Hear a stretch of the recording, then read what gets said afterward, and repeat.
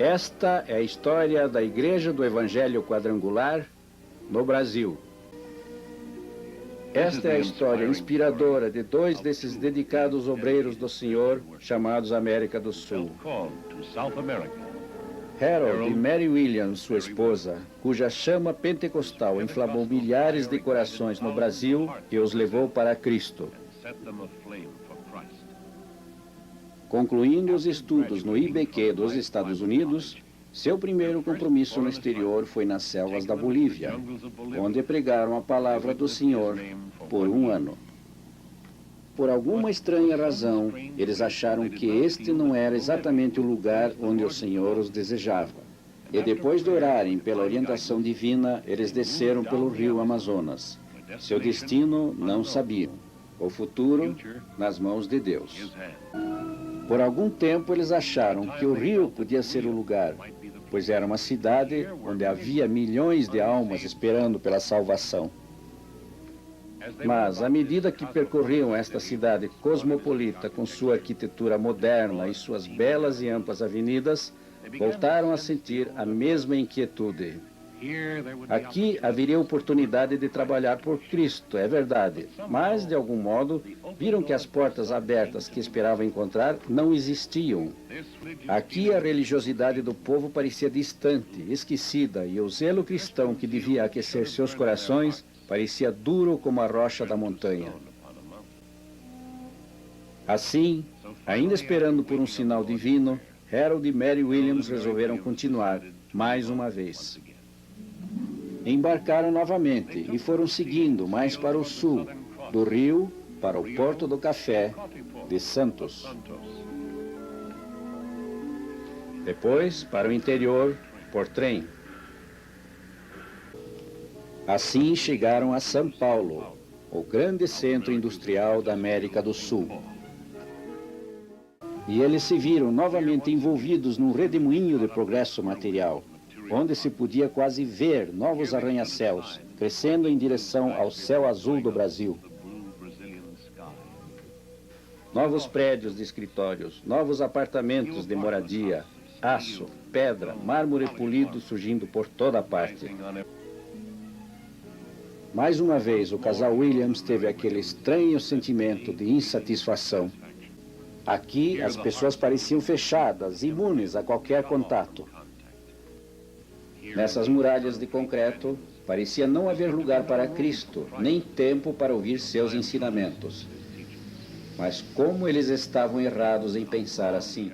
Não eram essas grandes cidades que estavam despreparadas. Eles é que não estavam. Quando decidiram deixar São Paulo, eles mal sabiam que um dia o Senhor os faria voltar aqui, que nesta cidade do apóstolo Paulo teria início uma chama pentecostal que iria se espalhar por todo o Brasil. E assim, guiados pelo Senhor sem o saberem, esses missionários da Igreja do Evangelho Quadrangular deixaram São Paulo, ainda em busca de um lugar onde pudessem testemunhar seu nome. Os caminhos do Senhor nem sempre são claros para os que os seguem. Quando a família Williams chegou à sua destinação seguinte, eles não sabiam o que lhes estava reservado. Mas aqui, na pequena cidade de Poços de Caldas, foi o início de anos de muita preparação para a grande tarefa que viria. Uma pequena charrete simbolizando a índole da cidade, num clima de paz e quietude, onde finalmente se encontrou o ambiente para a germinação de pensamentos profundos e concentração espiritual. A primeira barreira que o missionário tem que remover é a barreira da comunicação. A língua portuguesa é estranha e difícil de aprender, mas se as palavras divinas tinham que chegar às crianças brasileiras, era preciso fazê-lo em português. Para aprender a língua do país, Harold Williams organizou aulas de inglês. E à medida que ensinava inglês, ele ampliou seus conhecimentos do português.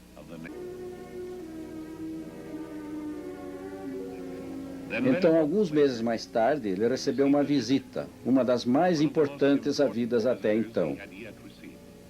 Este homem era um pastor protestante de uma igreja local, e ele convidou o reverendo Williams para fazer um sermão para os membros de sua congregação. E assim, depois de orar e meditar, ele aceitou essa oportunidade de testemunhar o amor divino na própria língua do povo. Seu ministério em português havia começado.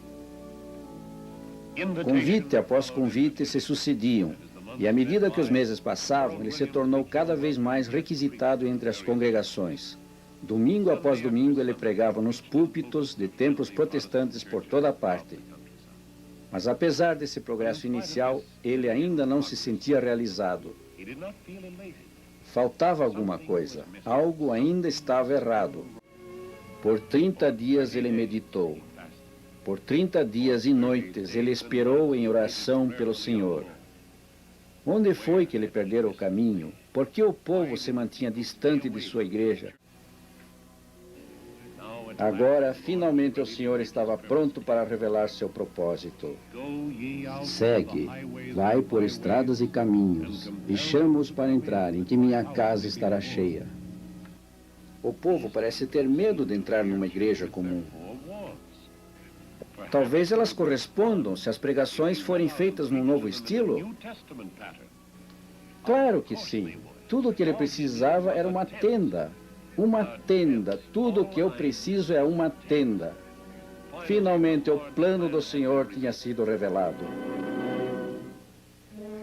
Convencido de que essa visão era uma ordem direta do Senhor, o pastor Williams decidiu expor seu plano diretamente a seus superiores nos Estados Unidos, pedindo seu apoio e consideração. Lá ele entrevistou-se com o Dr. McPherson e demais membros do conselho para um pedido todo especial referente ao trabalho no Brasil.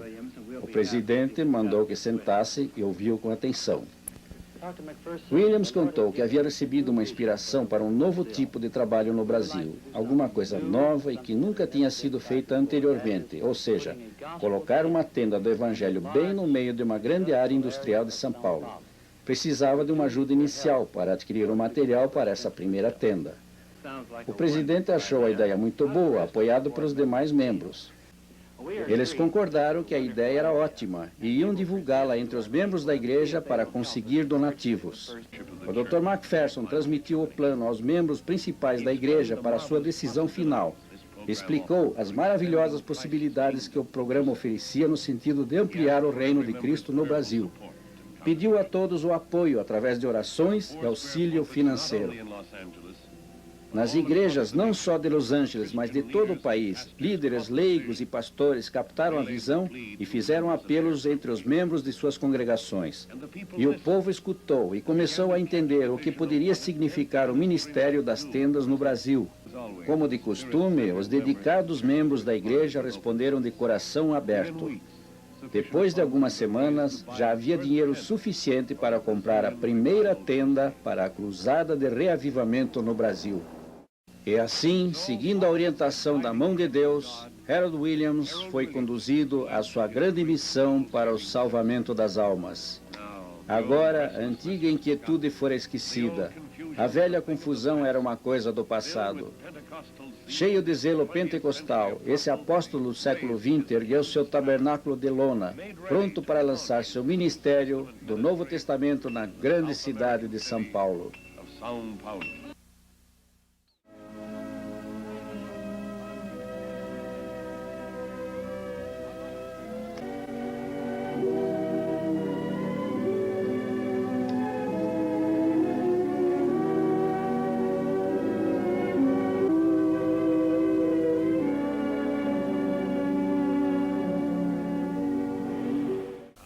Tenda levantada no Brasil. Vamos dar graças a Deus. Nosso Deus, nós te agradecemos pelo privilégio de levantar esta tenda que vai ser usada para a tua glória. Lord Jesus, abençoa principalmente aqueles que tornaram possível a primeira tenda no Brasil. Que ela sirva para a salvação de muitas almas. Pedimos em teu nome, Senhor. Amém.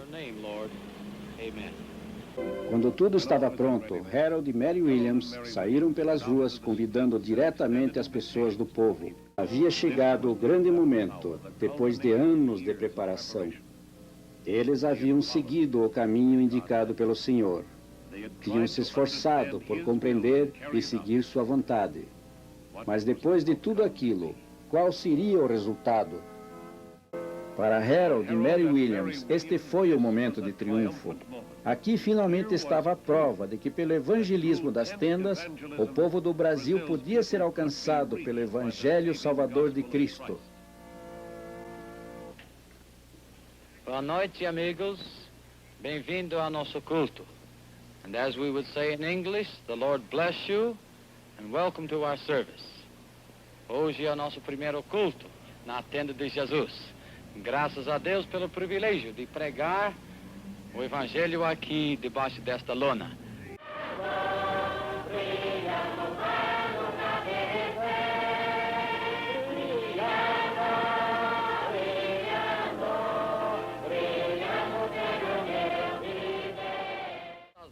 Desse modo, pela fé em Deus e confiança no seu poder, foi lançado um dos maiores movimentos de reavivamento vistos no mundo desde os tempos de Pentecostes.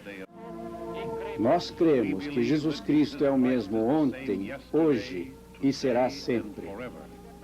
Acreditamos que da mesma forma que curava os doentes há 2000 anos atrás, hoje Ele também cura aqueles que acreditam nele e nele depositam toda a sua esperança. Intimamente, ele agradecia a Deus por tê-lo mandado ao Brasil, porque ao encarar os rostos dessas multidões, lhe vinha a certeza de que nesse país havia milhões de pessoas famintas pelo pão da vida.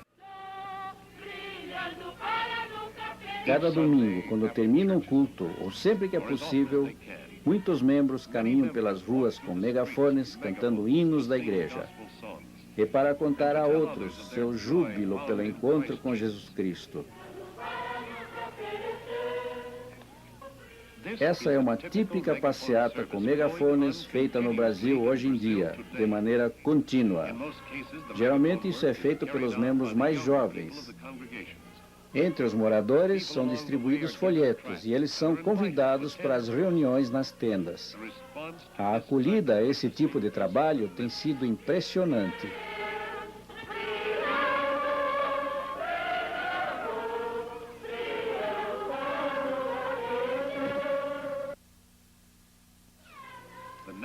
Cruzada Nacional de Evangelização, Igreja Internacional do Evangelho Quadrangular. O Brasil será melhor com Jesus no primeiro lugar. O Senhor seja louvado. Que maravilhoso testemunho das almas que trabalham para Cristo existe nas legendas dessas faixas.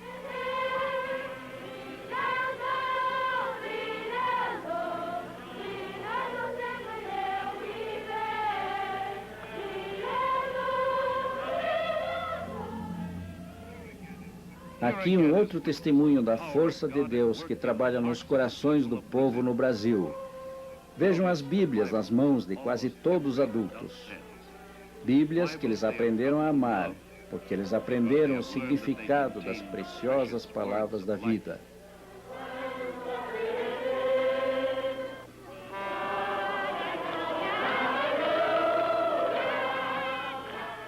A força desse reavivamento é claramente notada pela cada vez maior participação do povo. Aqui, em fila até fora da estação ferroviária, mais de 1000 participantes da cruzada estão esperando para uma grande peregrinação até Sorocaba para a cerimônia do batismo. Novamente, aqui estão felizes novos cristãos, graças a alguém que um dia se dispôs a ir ao Brasil. Esses cristãos estão aqui porque 2 pessoas, Harold e Mary Williams, foram chamados e outros contribuíram para ajudar a apoiá-los enquanto levavam avante o trabalho do Senhor. Nesse domingo maravilhoso, 125 pessoas foram batizadas. Louvemos ao Senhor por terem essas pessoas ouvido Jesus e compreendido o que verdadeiramente significa o batismo. O movimento se espalha por São Paulo, para os estados vizinhos. No espaço de 20 meses, mais de 1 milhão de pessoas escutaram o Evangelho e grandes batismos eram realizados em muitas cidades. Não aos pares, não em grupos de 10 ou 20, mas as centenas, cantando, cheios de alegria, eles chegavam. Homens, mulheres, rapazes e moças, jovens e velhos juntos. A onda pentecostal espraiou-se para o leste, até o Rio de Janeiro, então ainda capital do Brasil. Rio de Janeiro, a mesma cidade pela qual Harold e Mary Williams um dia tinham passado, agora ansiosamente aceitava o Evangelho. Hoje está rapidamente se transformando no centro de atividade da grande cruzada brasileira de reavivamento. Como Pedro, eles também obedeceram ao Senhor e lançaram suas redes onde lhe ordenou que fizessem. E que imensidão de almas eles conseguiram obter com esse trabalho. Nesse outro domingo, mais de 300 foram batizados e tem havido mais de 500 em outras ocasiões. Porque o mundo todo é campo de semeadura para Cristo, e os milagres que Ele hoje está realizando aqui, Ele pode fazer e está fazendo também em outras terras. Assim, elevemos nossos próprios corações e aceitemos os desafios que nos esperam no mundo. Ergamos os olhos para termos a visão dos campos de colheita. Agora chegou a maior oportunidade para o testemunho cristão. Agora, a nosso alcance o dom de podermos, por nossa própria ação, saber que nós também temos comando. As missões mundiais do Evangelho Quadrangular chamam para a colheita de Jesus.